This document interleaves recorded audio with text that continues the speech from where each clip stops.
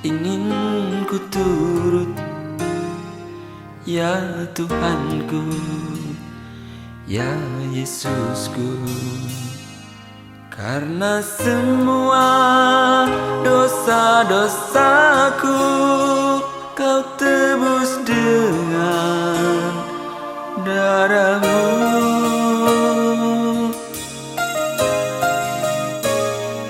Meskipun di dunia ini ku peroleh segala-galanya, namun yang selalu ku rindu hanyalah kasih. Shalom Bapak Ibu. Halo. Beri salam buat kanan kiri.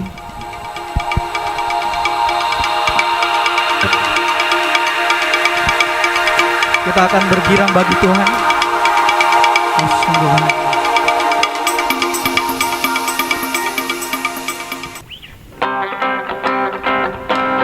Kita bergirang bagi Tuhan. Angkat tangan kita bagi Tuhan.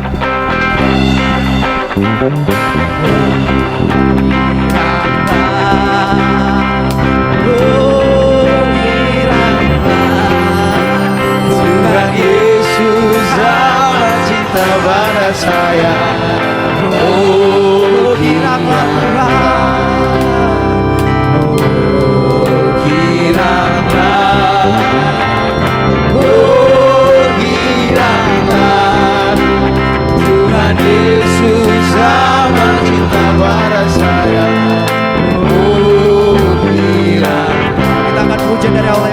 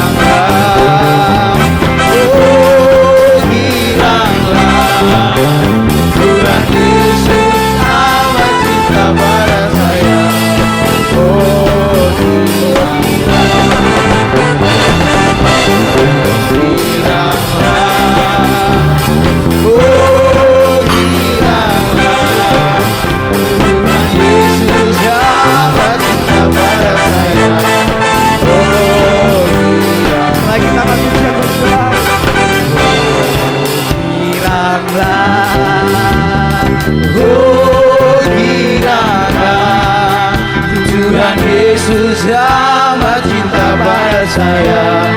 Oh,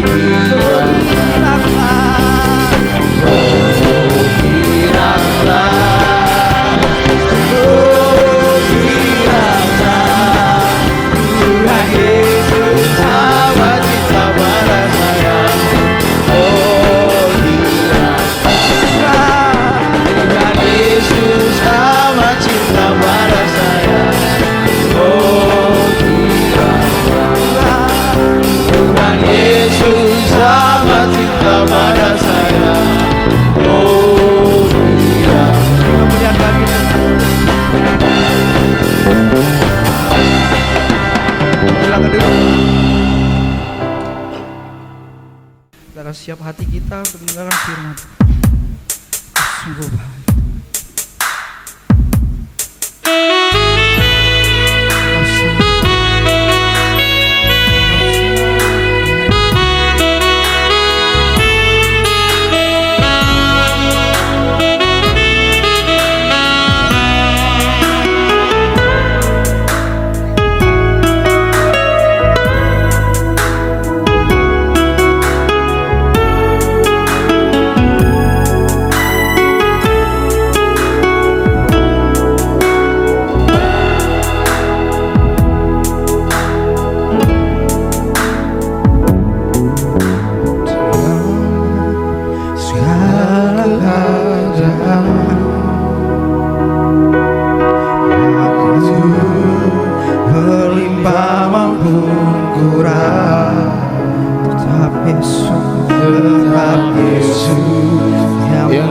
Mempesona hatiku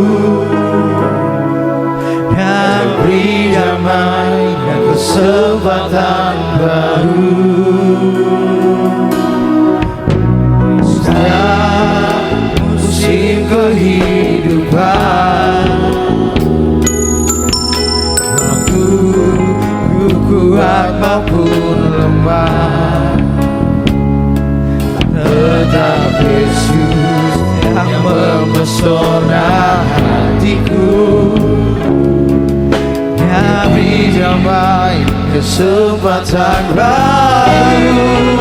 Sekali Yesus, selamanya Yesus, harapanku takkan hilang.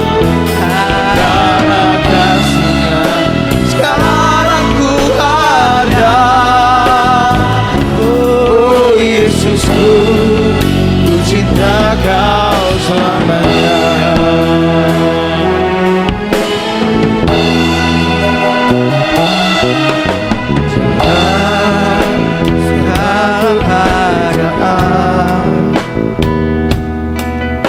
Waktu berlimpah maupun kurang, Yesus yang mempesona hatiku, yang damai dan kesempatan baru. Di setiap musim kehidupan, waktu ku kuat maupun lemah, tetap Yesus yang mempesona hatiku, yang beri damai dan kesempatan baru. Sekali Yesus, selamanya Yesus, harapanku takkan hilang. Karena kasih-Nya sekarang ku ada. Oh Yesusku, ku cinta Kau selamanya. Sekali Yesus, selamanya Yesus, harapanku takkan hilang. Karena kasih-Nya sekarang ku ada.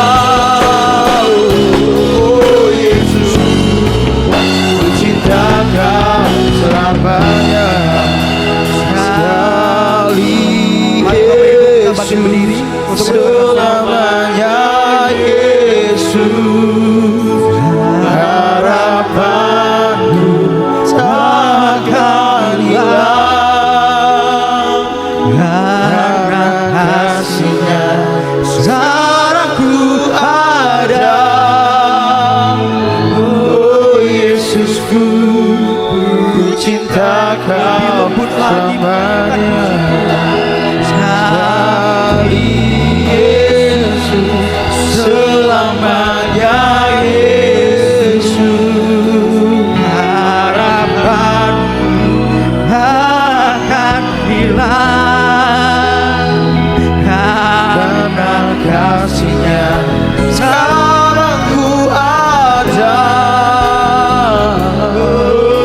Yesusku, ku cinta Kau selamanya.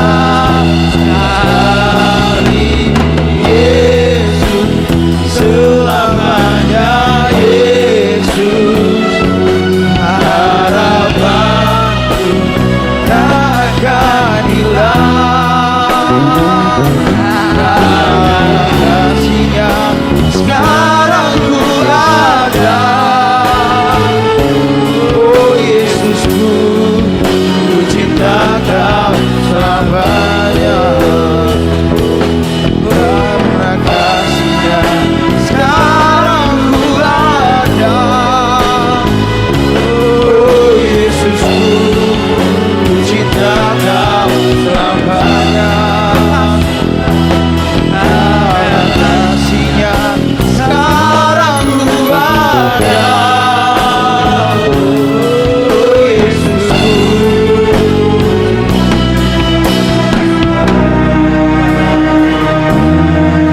Saya serahkan kepada hamba ini.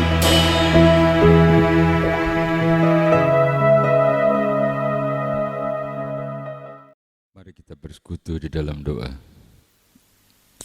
Mengucap syukur kepadamu Tuhan, pada hari ini kembali kami datang kepadamu dalam suatu ibadah dan ucapan syukur.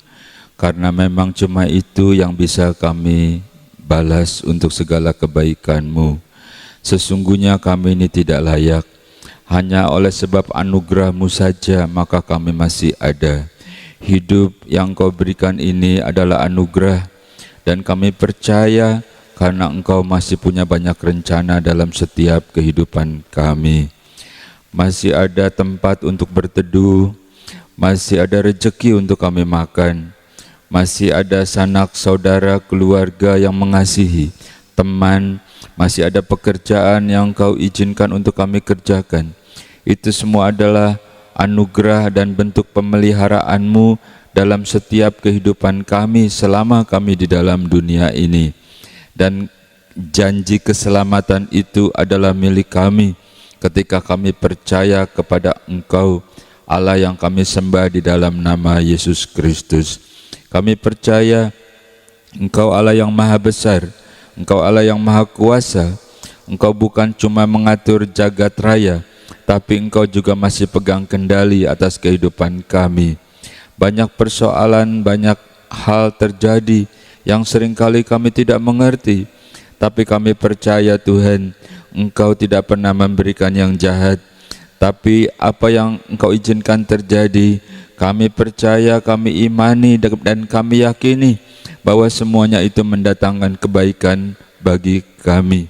Sampai akhirnya kami melihat pertolongan-Mu, sampai pada akhirnya kami melihat kesembuhan yang Kau berikan. Pada akhirnya kami melihat tangan dan kuasa-Mu itu nyata, pembelaan-Mu itu ajaib. Dan hari ini Tuhan, hati kami tersungkur menyembah Engkau Allah yang maha besar dan kudus. Memberkati seluruh pelayan-pelayan-Mu yang ambil bagian dalam ibadah ini. Memberkati para pemain musik, singer, song leader, sehingga terlaksananya ibadah dalam media ini. Memberkati juga setiap kami yang ikut dalam ibadah ini Tuhan. Kami percaya ini bukan suatu kebetulan, tetapi memang Engkau yang ingin bertemu dengan kami secara pribadi. Saatnya kami mau duduk diam, sebab saatnya Engkau yang berbicara bagi kami.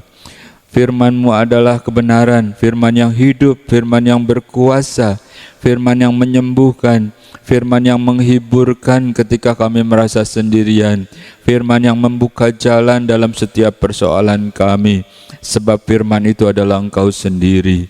Hamba-Mu ini Tuhan, hanyalah juru bicara-Mu saja. Oleh sebab itu teruslah dalam pengurapan-Mu, dan jangan ada kata-kata yang keluar yang bukan isi hati-Mu. Apapun yang ingin Kau sampaikan, kami percaya Tuhan, Engkau yang akan berbicara kepada setiap kami, pribadi lepas pribadi.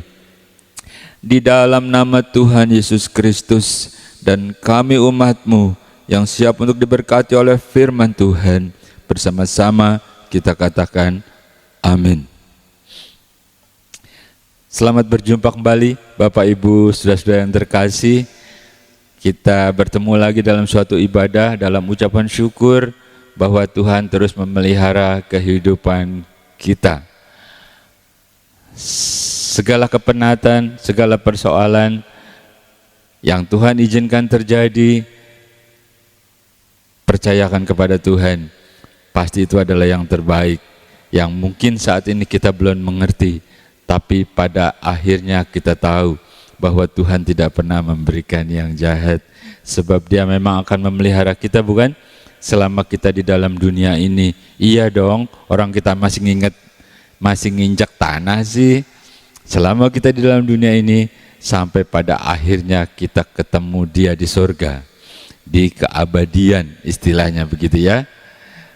Bapak Ibu Saudara-saudara, kita akan baca dulu satu buah perikop demikian. 1 Tesalonika pasal 4 mulai ayat yang ke-14.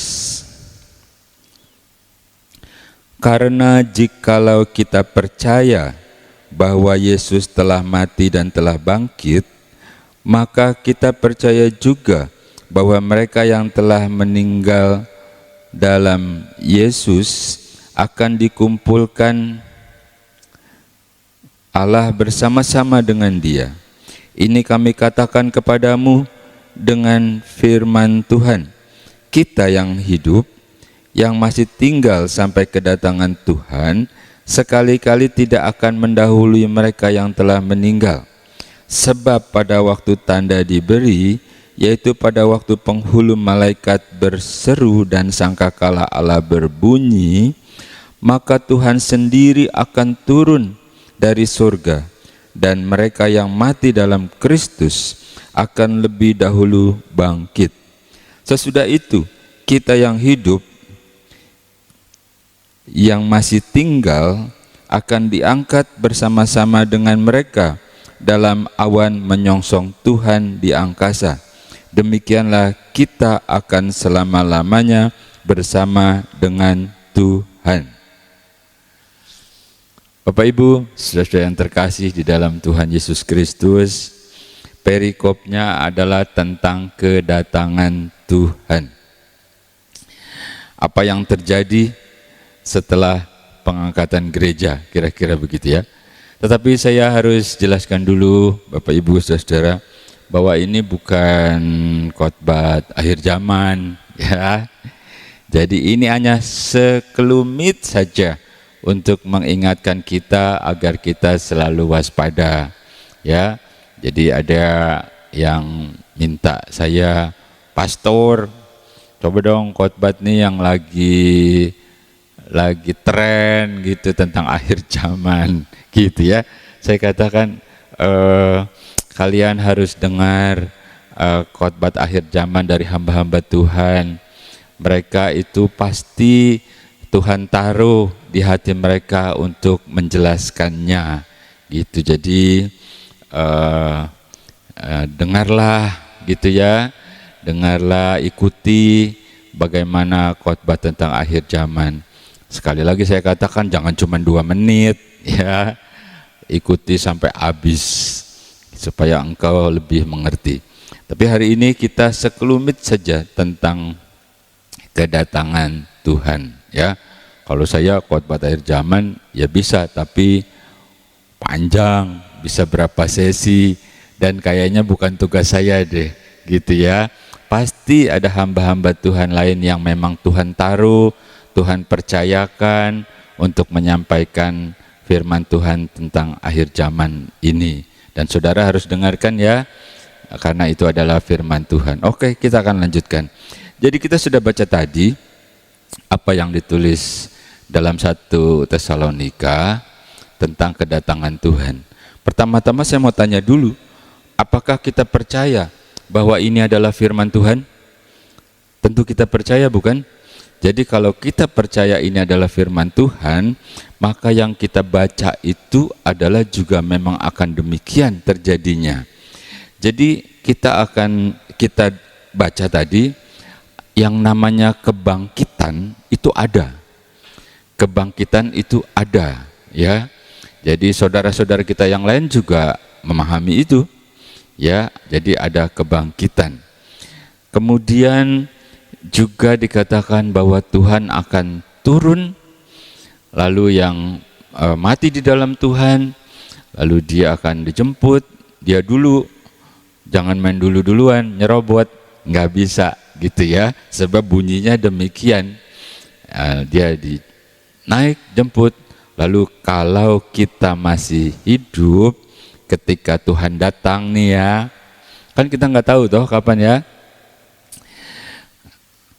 Kalau kita masih hidup, lalu kita akan diubah, lalu kita bersama-sama bertemu dengan Tuhan. Sebab Tuhan sendiri yang akan turun. Begitu bukan bunyinya ya? Saya mau sedikit keluar. Jadi memang ada pengertian juga bahwa kedatangan Tuhan bisa secara pribadi, di mana Tuhan panggil secara pribadi gitu ya. Lalu pendeta, gembala mendoakan, menghantarkan ke tempat peristirahatan terakhir. Itu juga seringkali dikategorikan sebagai panggilan Tuhan. Nah, hal yang demikian itu sebenarnya biasa-biasa saja, karena siapapun pada akhirnya juga akan berhadapan dengan hal itu. Masalahnya ketika kedatangan Tuhan, apakah itu secara pribadi ataupun secara bersama-sama seperti yang kita baca dalam Tesalonika, masalahnya adalah apakah kita masih tetap beriman. Sebab Tuhan Yesus bilang ketika aku datang, masih adakah iman di muka bumi ini? Aduh, kesian Tuhan Yesus, berharap masih ada Tuhan, gitu ya. Nah, itu masalahnya. Sebab ada banyak orang, ya, di sini sih nggak ada deh, di sini nggak ada ya. Awalnya begitu semangat, dari muda semangat sampai tua, ujung-ujungnya murtad. Gitu ya. Ditanya kenapa Brur, Sus kenapa? Aduh enggak deh, aku kecewa. Aku kecewa sama siapa? Yang itu tuh, gitu ya. Ada juga yang ujung-ujungnya jadi mundur. Kenapa begitu? Sebab keadaan makin sulit, ekonomi makin sulit, lalu tetangga saya bilang kalau engkau mau ditolong harus ikut dengan kami, harus percaya apa yang kami percayai, nanti engkau dikasih order, nanti engkau akan dibantu. Lalu mereka mundur. Kalau istilahnya nih, istilah umat Tuhan, mereka menyalibkan Kristus untuk yang kedua kali, istilahnya seperti itu ya Bapak Ibu Saudara. Jadi begitu banyak akan terjadi. Jadi kalau Yesus datang, pastikan bahwa kita masih tetap beriman, masih teguh, tidak goyah ya, cuman gara-gara persoalan-persoalan kecil, itu mah nggak masalah. Yang penting aku dengan Tuhanku. Itulah hubungan yang paling intim, yang paling indah. Ya, jadi kita pembukaannya kita udah kupas bahwa yang namanya kebangkitan itu ada. Ya, kebangkitan ada, dijemput gitu ya, bertemu dengan Tuhan selama-lamanya katanya. Kalau bertemu dengan Tuhan selama-lamanya berarti kita membayangkan sesuatu yang indah. Oke, mari kita baca.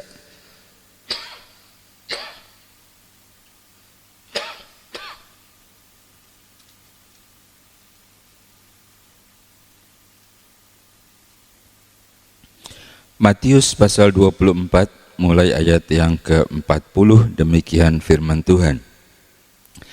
Pada waktu itu, kalau ada 2 orang di ladang, yang seorang akan dibawa, yang lain akan ditinggalkan. Kalau ada 2 orang perempuan sedang memutar batu kilangan, yang seorang akan dibawa dan yang lain akan ditinggalkan. Karena itu berjaga-jagalah, sebab kamu tidak tahu pada hari mana Tuhanmu datang. Bapak Ibu, saudara-saudara yang terkasih, jadi apa yang akan terjadi setelah pengangkatan yang tadi kita baca dalam Tesalonika? Kebayang gak sih Bapak Ibu saudara, akan terjadi suatu ketakutan dan akan terjadi suatu kekacauan yang besar, yang luar biasa. Wah, di mana-mana kacau, takut gitu ya. Karena kita baca tadi itu, kalau ada 2 orang di ladang, tiba-tiba yang satu hilang gitu, diangkat. Ini sahabat karib nih, lagi sama-sama bekerja gitu, hilang, diangkat. Atau yang lagi di Batu Kilangan gitu ya, lagi mengirik gandum, atau lagi kerja, atau di garmen, atau di mana gitu, lagi sama sahabat-sahabat karibnya, tiba-tiba hilang gitu. Waduh. Atau suami istri gitu ya, tiba-tiba istrinya hilang. Wah, nangis dia. Itu istriku, aku sangat mengasihi dia, aku sayang sama dia. Kenapa hilang? Katanya gitu ya. Kau nggak jagain sih, kau waktu masih ada kau omelin melulu, sekarang hilang gitu ya. Atau sebaliknya, suaminya tiba-tiba hilang. Wah, gempar deh gitu ya, gempar. Nah, itu yang akan terjadi. Kebayang nggak sih tuh? Wah, rame tuh dunia tuh, viral di mana-mana tuh ya. Jadi yang bikin konten tuh, wah ini hilang, itu hilang, waduh. Ya kan, seluruh dunia sekarang bisa dilihat karena teknologi, bukan? Ada yang bertanya sama saya, Pak Pendeta, kok bisa begitu sih? Suami istri bisa hilang satu gitu, kenapa begitu? Atau lagi kerja, yang satu hilang, kenapa begitu? Jadi engkau jangan salah paham gitu ya. Biasanya tuh ya, biasanya nih di sini sih nggak ada, di sini nggak ada tahu. Biasanya kalau suami istri ya, kebanyakan istrinya itu aktif, istrinya sungguh-sungguh ya, kegiatan-kegiatan datang, doa puasa, ibadah wanita, apalagi tuh datang tuh, rajin berdoanya tuh. Sampai saya bilang, Bu, kalau mau ke gereja itu rumah udah diberesin dulu ya, makanan udah siapin, jangan sampai suamimu pulang gak ada makanan. Ya, biasanya ibu tuh rajin tuh. Nah, si suami tuh kadang-kadang ya suka males ya, suami tuh males ya, udah capek, udah deh ya. Terus dia ngapain? Dia nonton film, dia baca-baca apa tuh YouTube yang viral, yang bikin jadi goyah, jadi bingung. Dia baca tentang keadaan gitu ya. Nah, itu lama-lama menjauh. Jadi di situ terjadi ketimpangan kerohanian. Jadi jangan heran yang diangkat yang satu, yang itu ketinggalan. Tapi seandainya dua-duanya beriman, seandainya dua-duanya itu saling memberikan kekuatan, saling menasehati gitu ya. Yang diangkat satu apa dua? Iya, dua-duanya lah ya. Ya, dua-duanya yang diangkat. Jadi kayak gitu. Bekerja juga begitu, di kilangan gitu ya, atau di pabrik, atau di proyek gitu. Kan kita nggak bisa, pokoknya yang bekerja mesti yang seiman semua, kan nggak begitu. Teman-teman kita kadang-kadang imannya lain, atau seiman juga bisa. Nah, tetapi kan kadarnya kali ya, itu kan berbeda-beda. Dua orang ke gereja aja pun bisa berbeda itu ya, datangnya bareng, atau grup kur gitu ya, seragamnya bisa sama loh, tetapi hatinya belum tentu ya, Tuhan yang tahu gitu ya. Jadi misalkan lagi bekerja, mungkin yang satu nih beriman gitu, yang satu lagi ya begitu deh gitu ya. Jadi yang disebutkan tadi, maka yang satu diangkat, yang lainnya ditinggalkan. Waduh, gempar tuh. Tapi begitu memang bunyinya. Lalu dikatakan, hendaklah engkau selalu siap sedia, karena tidak tahu kapan Tuhanmu itu akan datang. Kita nggak tahu ya kapan itu Tuhan itu akan datang, tapi yang pasti kita harus siap sedia. Jadi bukan berarti Tuhan itu dia pilih kasih sayang sama ibu-ibu, bapak-bapak dia kesel, nggak gitu ya. Nah kalau dua-duanya beriman, itu sebabnya engkau harus, kalau sebelahmu itu lagi lemah, jangan kau kata-katain, tapi engkau berikan semangat. Ayolah papa, kita harus ingat bagaimana Tuhan tolong kita. Dulu kan kita rumah juga masih ngontrak, sekarang kan udah Tuhan kasih lebih permanen. Dulu papa waktu pacaran aja naik motor tua suka mogok lagi. Tuh, sekarang kan sudah berubah. Ayolah, kita harus ingat, dan Tuhan masih sama. Nah, kayak gitu. Jadi kasih semangat ya. Atau jangan dasar kau emang begitu, waduh gitu ya. Jangan kau kasih ayat-ayat yang bikin nanti kau sakit terkutuk gitu. Sebab ada firman berkata, waduh, jangan ya. Jadi engkau harus mengasihi. Engkau harus mengasihi. Kalau ada suami istri bertengkar, gembala bertanya, coba deh ingat-ingat waktu mau menikah janjinya apa? Ayo, ya kan? Aku akan tetap mengasihi walaupun sehat dan sakit gitu ya. Nah, ingat lagi. Jadi kayak gitu ya. Jadi bukannya Tuhan pilih-pilih kasih, jadi usahakan gitu ya. Kita semua beriman dan teguh. Yang kedua, apa yang akan terjadi kira-kira kalau keadaan seperti itu? Kita baca ya.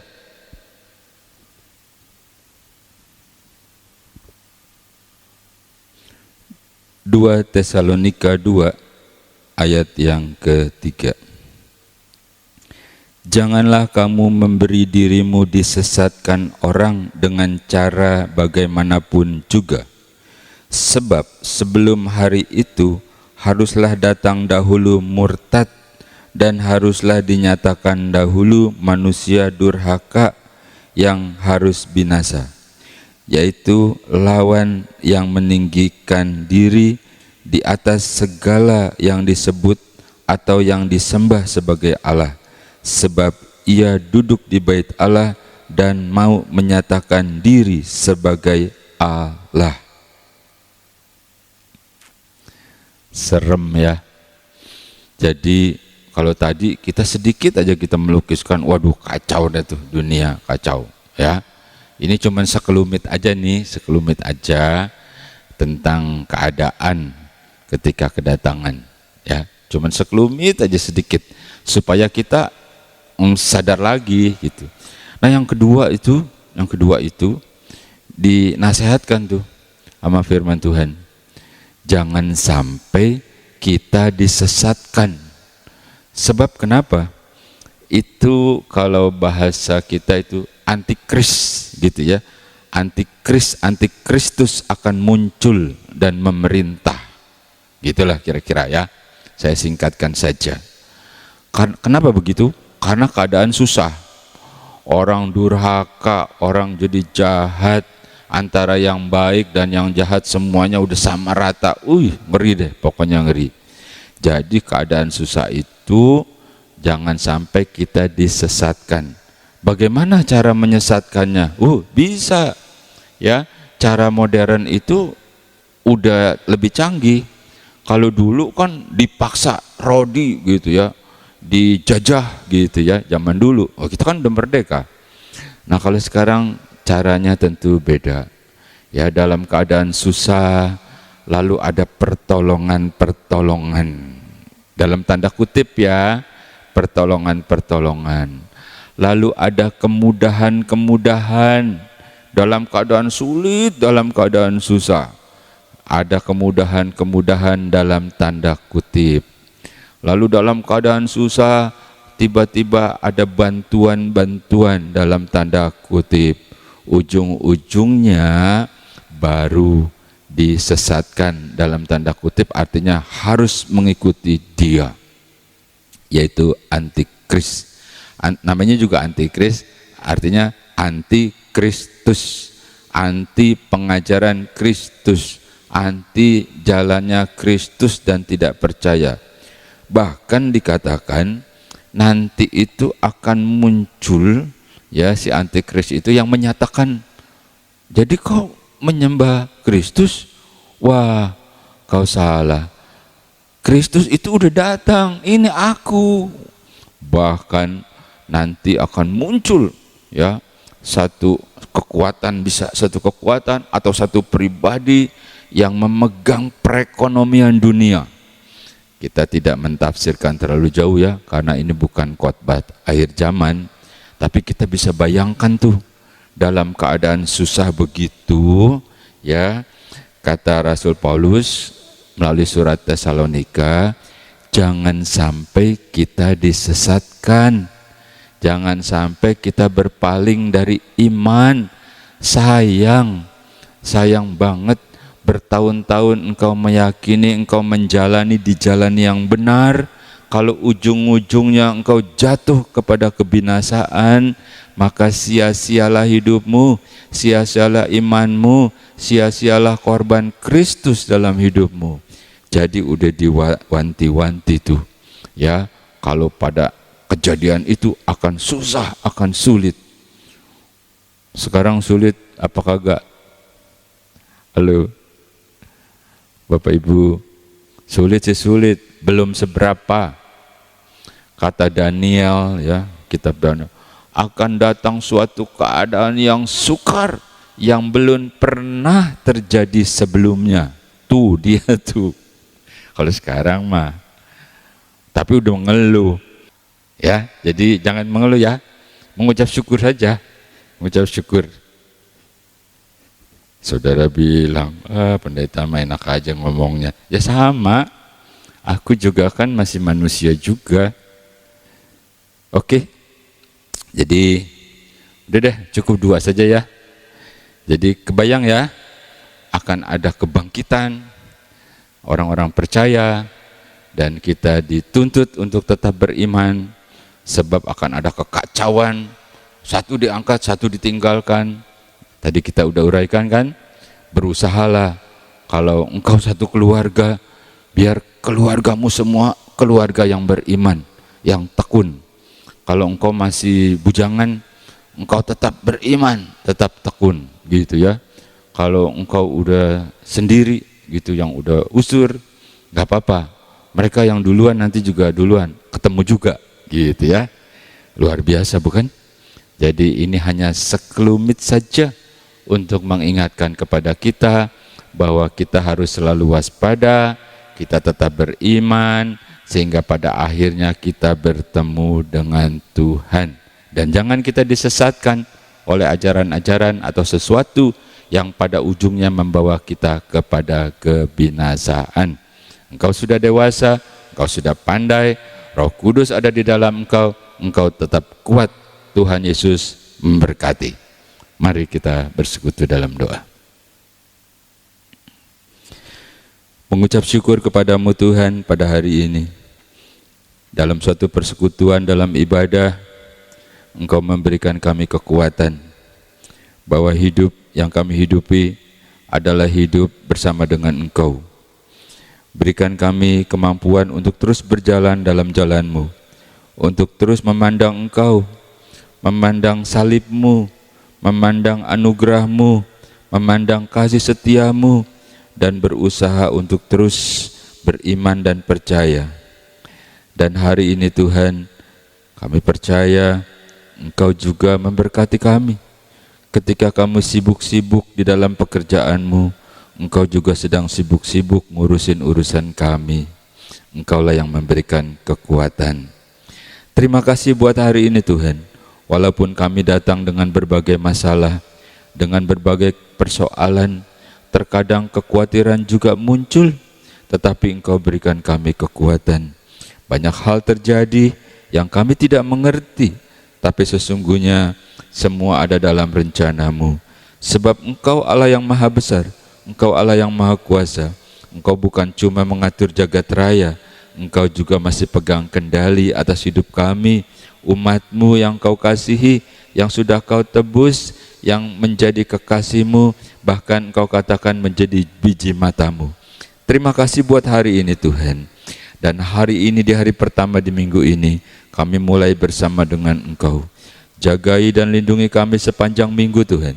Dalam seluruh aktivitas dan kegiatan, biar kiranya Engkau bersama dengan kami. Mereka yang berniaga, mereka yang berusaha, ataupun mereka yang bekerja, ataupun anak-anak kami yang masih kuliah, yang masih sekolah, bahkan yang sudah tidak bekerja sekalipun Tuhan, Engkau cukupi dengan cara-Mu yang ajaib. Berkati anak-anaknya, mantunya, cucu-cucunya semua Tuhan. Berikan kesehatan, berikan umur panjang, sampai kami bisa melihat anak-anak dari anak-anak kami tumbuh dewasa di dalam Engkau. Terima kasih buat hari ini. Terima kasih buat kemenangan yang Engkau berikan Tuhan. Seperti Raja Daud berkata, adalah lebih baik 1 hari di pelataran-Mu daripada 1000 hari di tempat lain. Karena bertemu dengan Engkau adalah sesuatu. Engkau sumber kekuatan, Engkau sumber pertolongan kami Tuhan. Terima kasih buat hari ini. Dan kembalikan kami pada saat-saat berikutnya. Seperti hari ini. Saat kami berkumpul, saat kami memuji Engkau, saat kami mengucap syukur atas segala kebaikan dan pertolongan-Mu. Dan kembalikan kami pada minggu berikutnya seperti hari ini Tuhan. Di dalam nama Tuhan Yesus Kristus, inilah yang menjadi doa dan permohonan kami.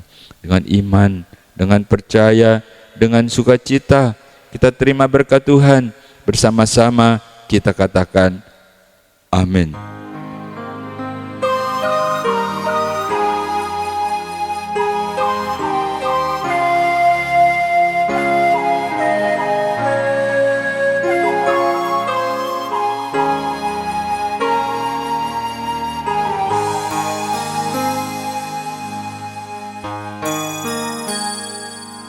Engkaulah ingin ku turut, ya Tuhanku, ya Yesusku. Karena semua dosa-dosaku Kau tebus dengan darah-Mu.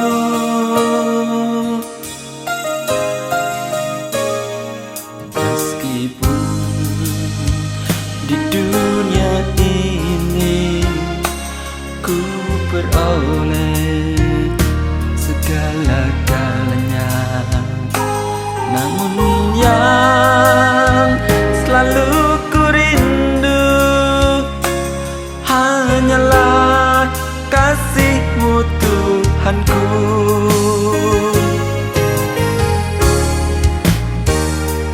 Inginnya ku di sisi-Mu, bersama-Mu di surga yang mulia.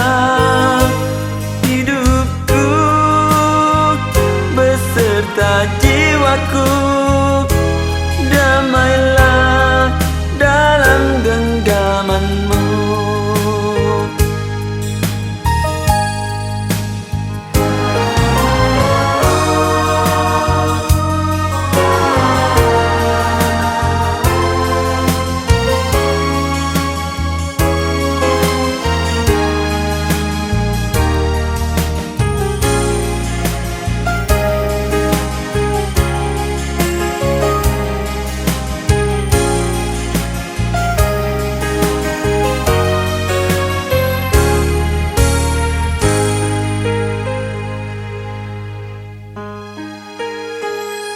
Meskipun di dunia ini ingin ku peroleh segala-galanya, namun yang selalu ku rindu hanyalah kasih-Mu Tuhanku.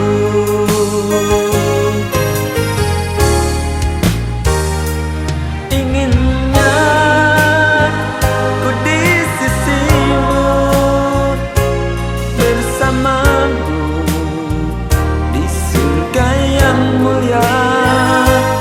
Hidupku beserta jiwaku, damailah dalam genggaman-Mu.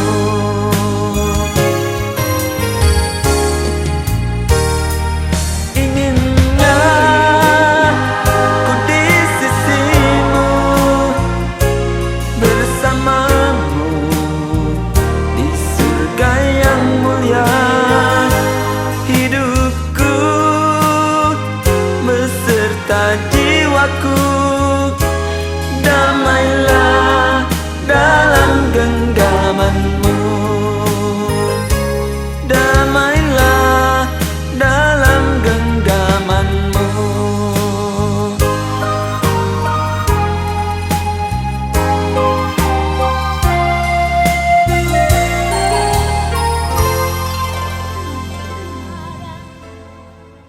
Di hidup ini sering ada kemelut. Mengapa tak kepadanya kau sampaikan segalanya? Pastilah terhibur hatimu. Terkadang di dalam jiwa sering datang derita. Seharusnya kepadanya kau sampaikan segalanya. Pastilah terbebas jiwamu.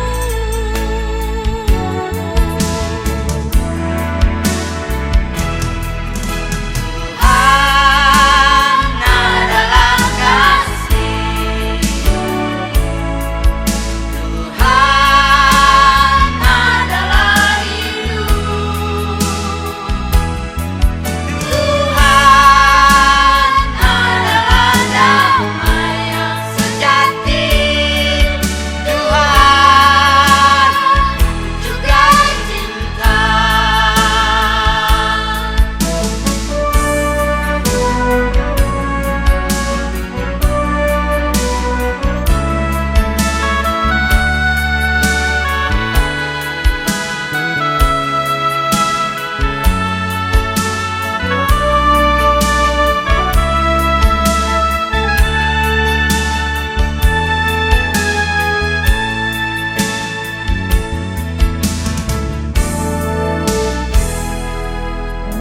Terkadang di dalam